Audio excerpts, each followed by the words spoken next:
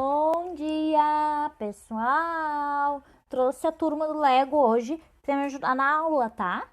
Então, vamos aproveitar que nós estamos com reforço do pessoal do Lego e vamos pegar o livro Calpe, tá? Calpe para explicar as atividades de hoje, tá bom? Lembra de dar like no vídeo no canal da Pro e de mandar foto pra Pro das tarefas, pra Pro poder guardar. E qualquer dúvida daí, manda um WhatsApp pra Pro. Tá certo, galerinha? Boa aula! Tchau! Então, pessoal, hoje nós vamos usar o Calpe na página 165, tá? Nós vamos fazer o exercício 5 e 6.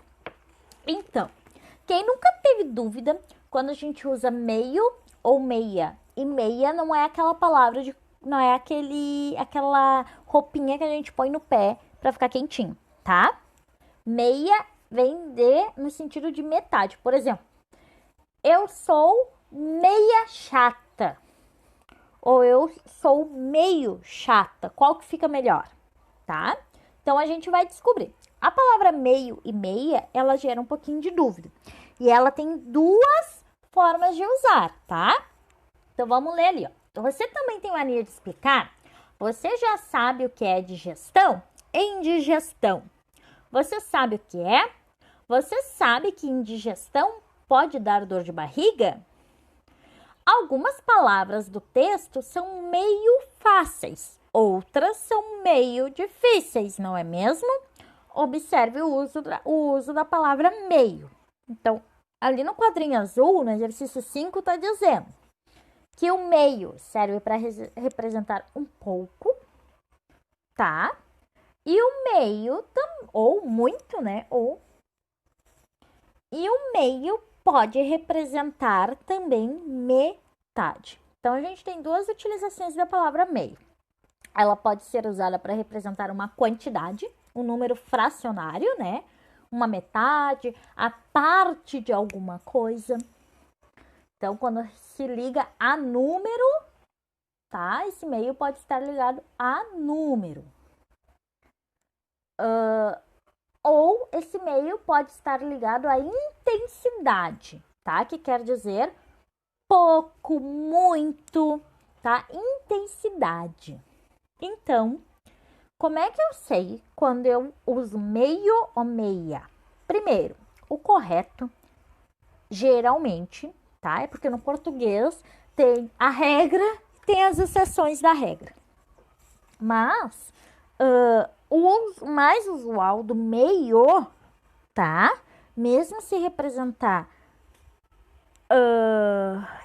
principalmente quando representa intensidade, é meio. Mesmo se eu estiver me referindo a uma palavra feminina, a uma mulher, tá? Simples assim. Eu posso trocar a palavra meio por muito? Posso, né? Eu falo assim, ele estava muito feliz, e eu falo, ela estava muito feliz também, não é? Então, se eu posso falar, ele estava muito feliz, eu vou falar, ele estava meio feliz, tá? Quando esse meio, ele tá sendo contrário ao muito, é meio mesmo, não posso trocar ele por meia, né? Não vai existir, ela estava meia feliz. Não, ela estava meio feliz, porque está representando intensidade. Agora, quando o meio vai representar número de metade de uma parte, aí ele pode se transformar em meia, mas daí vai depender da palavra que vem depois. Por exemplo, meia-noite. Não vai ser meio-noite, né? Noite é uma palavra que lembra mais um som feminino. Então, vai ser meia-noite, metade da noite, tá? Meio garrafa existe? Não. Então, vai ser meia garrafa, tá? Meio folha? Não. Meia folha. Então, quando for ligado a número, a quantidade, a parte, eu posso transformar o meio em meia. Agora, quando for ligado à intensidade, não. É meio, independente se a palavra após for feminina ou masculina, tá? Exercício 5. Não, exercício 5A.